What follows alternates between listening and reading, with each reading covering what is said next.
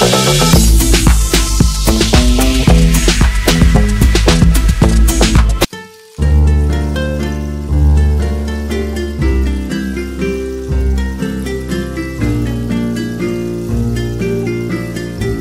everyone, good morning. Welcome back to another new vlog, another new day. চলো শুরু করা যাক আর একটা নতুন ব্লগ। আজকে আমরা বাড়ি ফিরছি। তো আমাদের 5:50-এ ট্রেন আছে কাটরা থেকে, বন্দে ভারত ধরবো। তো এখন বাজছে অলমোস্ট 5:15। এখান থেকে স্টেশন জাস্ট ওই 1 কিলোমিটার রাস্তা, তাই খুব একটা টেনশন তো নেই। 2 সপ্তাহ পর বাড়ি ফিরছি, তার জন্য অনেকটা বেশি excited. And the same time আমাদের ট্রিপটাও খতম হয়ে গেল। তো এটাই এই ট্রিপের লাস্ট ব্লগ। তো চলো এখন বেরোই। গাড়ি তো আগের দিন রাতেই বলা ছিল, নিচে এসে দেখলাম তখনও গাড়ি আসেনি। এবার তো একটু টেনশন হতে শুরু করেছে। 5:50-এর ট্রেন, 5:20 তখনও গাড়ি আসেনি। গাড়ির ড্রাইভার ঘুমিয়ে গেছিল। তো যখন গাড়ি এলো তখন বাজে প্রায় 5:30।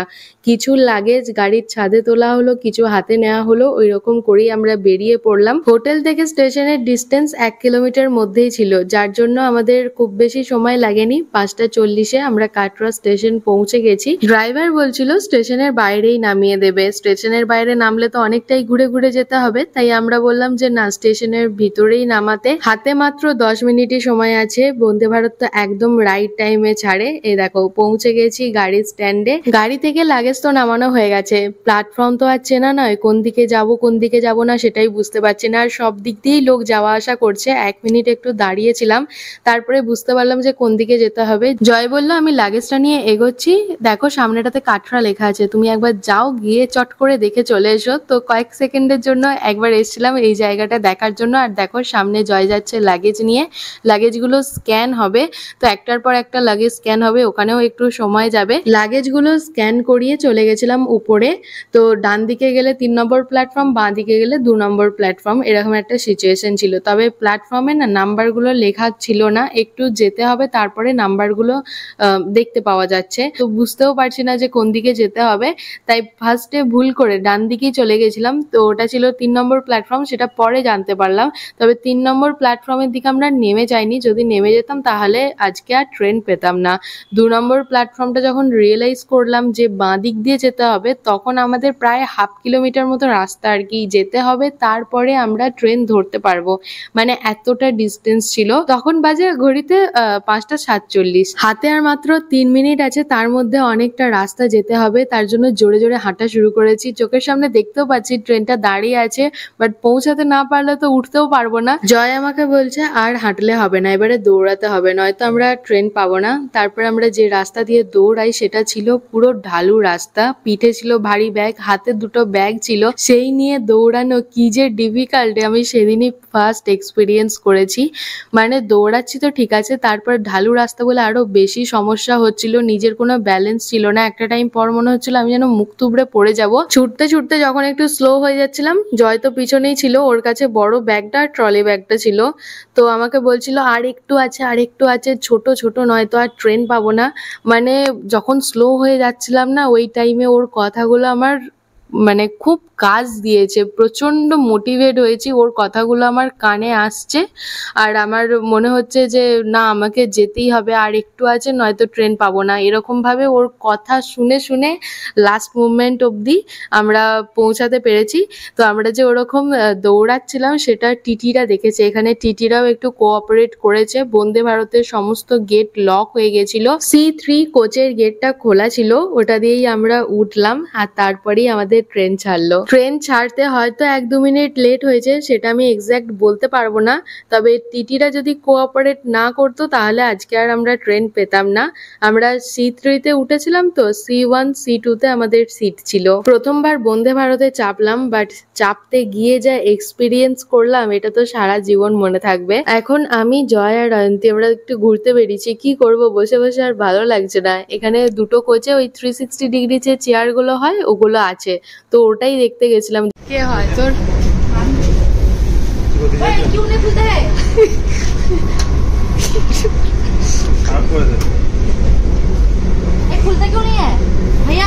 2টো বাজতে 10, তো আর 10 মিনিট তারপরেই আমরা দিল্লিতে নেমে যাব।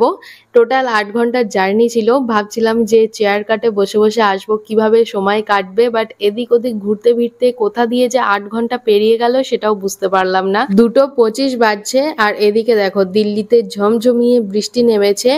আমরা নামবো ঠিক তার একটু আগে থেকেই বৃষ্টিটা শুরু হলো। ভেবেছিলাম বন্দে ভারতের সামনে দাঁড়িয়ে একটা ফটো তুলবো, তো আমার ভাবনায় রয়ে গেল, সেটা আর পূরণ হলো না। আমাদের আবার 4:30 ট্রেন আছে, মানে এখনো 2 ঘন্টা। তো ওয়েটিং রুমে গিয়ে বসে থাকবো। ভেবেছিলাম এই দিল্লি স্টেশনটাই একটু ঘুরবো, কিন্তু এত ভারী ভারী লাগেজ নিয়ে কোথায় যাব আর লাগেজই বা কোথায় রাখবো বলো। তাই ওয়েটিং রুমে বসা ছাড়া আর তো কোনো উপায় নেই। এর মাঝেই একটা কথা বলে রাখি, আমরা বন্দে ভারতে কি কি খাবার দাবার খেয়েছি, খাওয়ার কোয়ালিটি কেমন, সেই সব নিয়ে একটা শর্টস আমি তোমাদের সাথে কালকে শেয়ার করব অ্যান্ড অলসো রিভিউ শেয়ার করব।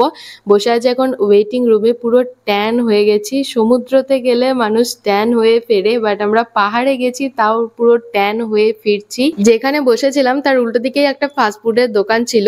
বন্দে ভারতে লাঞ্চ করেছি, তাও আমার মনটা একটু পেস্ট্রি করছিল এইসব দোকান দেখে, কিন্তু এখানে কোথাওই আমি পেস্ট্রি দেখলাম না। ম্যাক্সিমাম স্যান্ডউইচ, বার্গার, কফি এইসবই ছিল। ট্রেনের টাইম ছিল 4:30, কিন্তু আমরা 4টের সময় ওয়েটিং রুম থেকে বেরিয়ে পড়েছি। হাতে আধ ঘন্টা থাকা ভালো, সকালে যে এক্সপিরিয়েন্স করেছি ওই এক্সপিরিয়েন্স আর সেকেন্ড টাইম করতে চাই না। 4:10 যখন প্ল্যাটফর্মে এলাম তখন দেখছি ট্রেন অলরেডি দিয়ে দিয়েছে। বাঁদিকে যে ট্রেনটা দেখছো ওই ট্রেনেই আমরা চাপবো। কোচটা আরো সামনের দিকে পড়েছে তাই একটু এগিয়ে যাচ্ছি। 4:30 বাজছে, একদম রাইট টাইমে ছেড়েছে ট্রেনটা। আজকে রাত বেরোলেই কাল সকালে বাড়ি পৌঁছে যাব, ভেবেই আনন্দ হচ্ছে।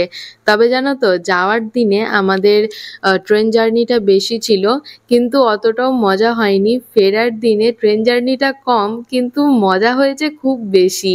যাওয়ার দিনে তো অতটাও কাউকে চিনতাম না, কিন্তু এই যে এতদিন ঘুরেছি ফিরেছি, দিনের ম্যাক্সিমাম সময়টাই একসাথে ছিলাম, যার জন্য একটা আলাদা রকম বন্ডিং তৈরি হয়েছে। তাই মজাটাও হয়েছে অনেকটাই বেশি। কিভাবে যে সময় কেটে যাচ্ছিল সেটাই বুঝতে পারছিলাম না। তোমরা হয়তো ভাবতে পারো আমরা এত ঘুরে ঘুরে কেন যাচ্ছি। তো বন্দে ভারতে চাপার সবারই ইচ্ছে ছিল, আর তারপরে যখন সুযোগ এসছে সেই সুযোগটা কেই বা মিস করতে চায় বলো। তাই কাটরা থেকে দিল্লি এলাম বন্দে ভারতে। এখন তো যাচ্ছি রাজধানীতে। রাজধানী চেঞ্জ করে আমরা আরো একটা ট্রেনে চাপবো। আস্তে আস্তে ব্লগটা দেখতে থাকো, সব জানতে পারবে। বন্দে ভারত থেকে দই আর মিষ্টিটা নিয়ে এসেছি।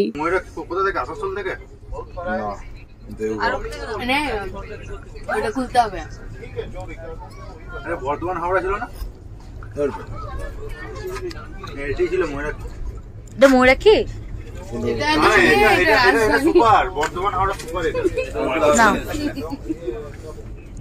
খাই দাও কোন ধরে আছে ভিডিওটা, ব্লগ। ও বুঝছি, দাঁড়া ব্লগটাকে করে দিই।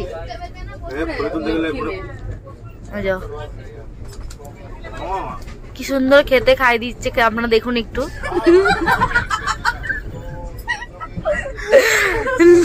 দই হয়ে গেল সব। এই তো ফ্ল্যাশটা জ্বালে, কালো কালো আসছে। দেখুন আপনারা, এই যে জল দিয়ে গেল দাদা, এই দাদা জলটা দিয়ে গেল, আর এই যখন দুধটা গুললো, জয়দার দুধটা দিল। এরপর এটা কি দিচ্ছে, সুগার দিচ্ছে। সুগারটা বেশি করে গেলে কপালে কষ্ট আছে, অল্প দিল। ওটা হলো না, আর ছিল। ভাই উল্টা স্টাইল, উল্টে যাবে। হ্যাঁ তাই গুলছে, ঠিকঠাক পজিশনে আসছে না।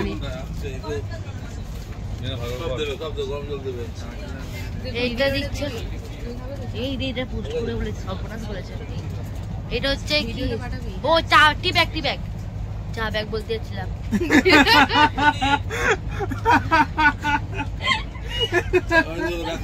দাঁড়া, এখন ব্লগ হচ্ছে এখানে, দাঁড়া ইউটিউব আছে। এই যে দেখে না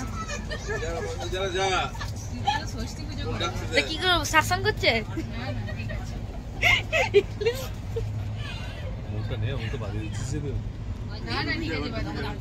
দাঁড়া আসছি রে, ছেলে দেখে কথা বলো না। রেখে দিল, আবার আমরা আসছি কিছুক্ষণ পরে, তখন খাওয়ানো শুরু হবে।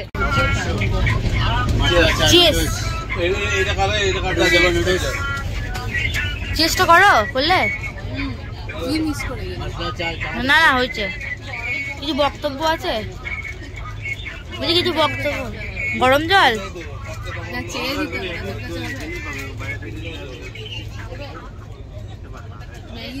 ও যে চা খাচ্ছে। ম্যাগি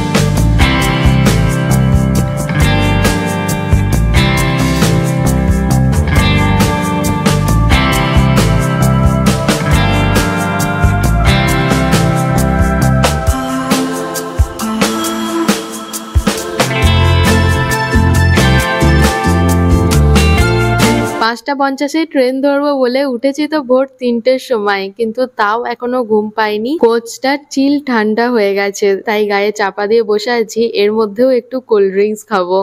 তো আমাদের ডিনার দিয়ে চলে গেছে, সব উপরের বাঙ্কে তুলে রাখা আছে। এখন ৯:৩০ বাজছে, এত তাড়াতাড়ি তো ডিনার করবো না, একটু পরেই করে নেবো। 2000 years later. Hello everyone, good morning. আরো একটা নতুন সকাল ট্রেনেতে। ঘুম থেকে উঠলাম তখন ওই ৭টা কি ৭:৩০। কালকে রাতে দারুণ ঘুম হয়েছে। মুখ ধুয়ে ফ্রেশ হয়ে চলে এসেছি। এদিকে আমাদের চাও দিয়ে গেছে। চাটা খেয়ে নিয়ে আর টাইম নেই, লাগেজগুলো বার করতে হবে। ৮টার সময় দুর্গাপুরে দাঁড়াবে, তো আমরা দুর্গাপুরে নেমে যাব। এই দেখো গেটের সামনে চলেও এসেছি লাগেজগুলো নিয়ে। এটা দিল্লি টু শিয়ালদার রাজধানী। দুর্গাপুরে দাঁড়াবে ওই ২ মিনিটের জন্য, তাই হুড়োহুড়ি যাতে না হয় এই গেটে কিছুজন দাঁড়িয়েছিলাম লাগেজ নিয়ে। আর একদিকে যে গেট আছে ওখানেও কিছুজন চলে গেছে লাগেজ নিয়ে। ২ মিনিটের মধ্যে এত লাগেজ নিয়ে নিজেদের নামাটা একটু রিস্কি। ট্রেনটা আস্তে আস্তে স্লো হচ্ছে, মানে দুর্গাপুর ঢুকছে। তবে হ্যাঁ, এটা ঠিক, আমরা যেখানেই গেছি আমাদের সব জায়গাতেই শুনতে হয়েছে যে আপনাদের এত বেশি লাগেজ কেন। মানে আমরা ১৫ জন ছিলাম, ১৫ জনের আমাদের প্রচুর লাগেজ হয়ে গেছিল। নেমে পড়লাম দুর্গাপুর স্টেশনে। মোস্ট প্রবাবলি ৮:৩০ কি ৮:৪০ নাগাদ ময়ূরাক্ষী আছে। আমরা ময়ূরাক্ষী ধরেই যাব বর্ধমান। আমরা তো নেমেছিলাম ২৮শে জুলাই রবিবার, পরের দিনই ছিল শ্রাবণ মাসের প্রথম সোমবার, তাই জন্যই এখানে এত ভিড় রয়েছে। আমরা তো ভাবছি ময়ূরাক্ষী করে যাব, কিন্তু আদৌ কি আমরা ময়ূরাক্ষীতে যেতে পারবো জানি না। সকালবেলায় রাজধানী থেকে আমাদের চা আর ব্রেকফাস্টটা পাওয়ার কথা ছিল। যতদূর সম্ভব ব্রেকফাস্টটা ওরা অন্ডাল থেকে দেয়। আমরা তো অন্ডালের আগেই নেমে গেছি, তাই একজনকে বলা হয়েছিল আমাদের দুর্গাপুরেই যেন ব্রেকফাস্টটা দিয়ে দেয়। ট্রেনটা যখন স্টেশন থেকে ছেড়ে যাবে ঠিক তার আগের মুহূর্তে দিয়েছে ব্রেকফাস্টটা, তো সেই মুহূর্তে দেখা সম্ভব নয় কটা কি আছে না আছে। ছিলাম তো আমরা ১৫ জন, বাট ব্রেকফাস্ট দিয়েছে মাত্র ৬ জনের, মানে ৬টা দিয়েছে আর কি। উনি যে এরকম কেন করলেন জানি না। এই যে এক্সট্রা সার্ভিস দিচ্ছেন তার জন্য উনি এক্সট্রা টাকাও নিয়েছিলেন। এনিওয়েজ, তো আমরা এখন ওয়েট করছি ময়ূরাক্ষীর জন্য। যদিও আজকে ময়ূরাক্ষী একটু লেট ছিল, ৮:৩০ বাজতে যাচ্ছে। এবারে বোর লাগছে, আর ভালো লাগছে না। মনে হচ্ছে কতক্ষণে বাড়ি যাব, ফ্রেশ হব। শুধু ফ্রেশ হওয়া তো নয়, তার সাথে যা যা প্যাক করে নিয়ে গেছিলাম সেগুলোকে সব আনপ্যাক করতে হবে।